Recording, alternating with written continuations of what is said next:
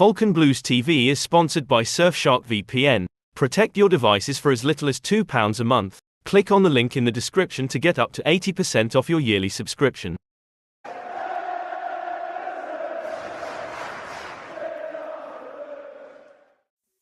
Alright, welcome to Falcon Blues TV. Everton 2, Sheff United 2 at Bramall Lane.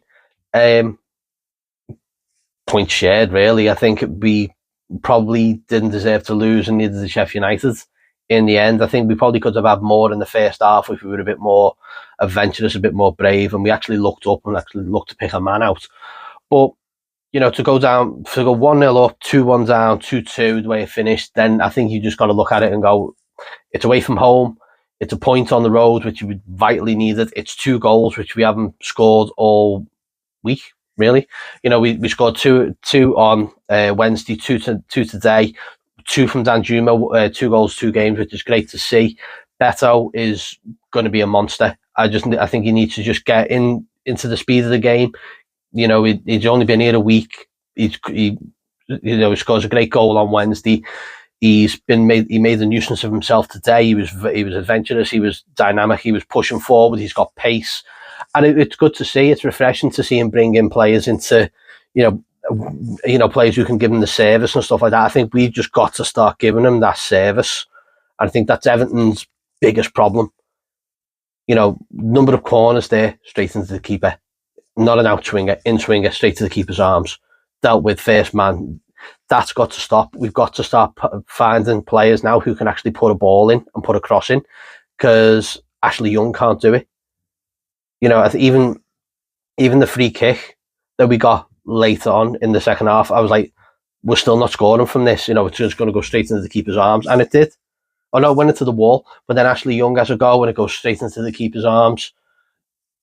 I don't know. I think there's got to be a lot of, there's a lot of training is going to be going on in the next couple of weeks during the international break, and I think McNeil coming back is probably a big help on the set pieces as well. But ultimately, share of the spoils, and I think we can't grumble at that. You know, we've got a point, we've got 2 goals, we're off the bottom.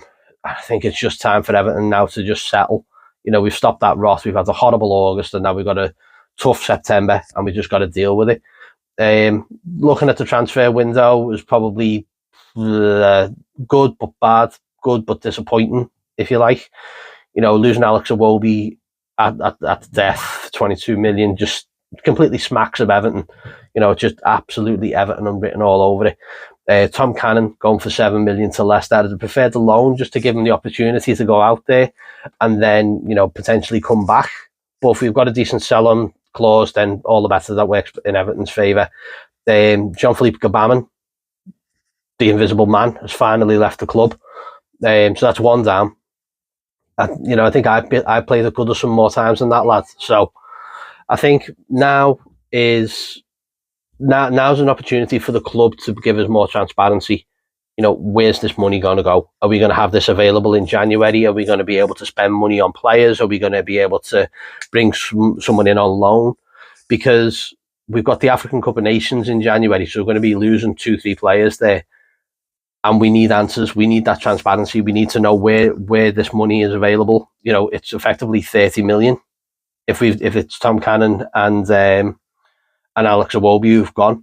If Damari Gray goes before next week, it's a further 15 million potentially. So there's upwards of about 40 million there available for recruitment, and that's where it's got to go. And we've got to make sure that this club is held accountable to say, this is where the money is, this is where it's going to. Not,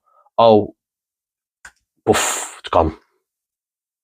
It's gone. You know what I mean? You're not seeing that money again. There's got to be something this week that says, okay, what didn't quite work out in the transfer window, we tried, but here's what we're looking at in January. We've got these options now, and that's what we're going to have to look at, because it's going to be a tough few weeks leading up to the next transfer window, because injuries to any of the centre halves, any injuries to midfield, we may struggle, and we've got to hope that players coming back from injury stay injury free. So, but that's what the next 2 weeks are about, to get fitness, to get ready, to prepare for the international break. Probably comes at the right time for Everton at the moment, because we're being pulled left, right, and centre. We're not the team that we need to be, And I think Sean Dyche has got a lot of work to do over the next couple of weeks to get this team right and ready for Arsenal. So I'll leave it at that. 2-2 at Bramall Lane. And yeah, I'm disappointed, but I'm not really going to lose sleep over it because it's a home. It's not a home, it's an away game. And we're shit away. So let me know what you think in the comments. Make sure you're liking and subscribing to the channel. As always, thank you very much to everyone who does. We just passed 4,000 subscribers. Also, we're sponsored now by Surfshark VPN and Antivirus. So click in the description below to receive up to 80% off your subscriptions for VPNs and antivirus. You know what you need a VPN for, God's sake. I don't need to tell you. Anyway, up to fucking toffees, Colin Chong, and I'll catch you in a bit.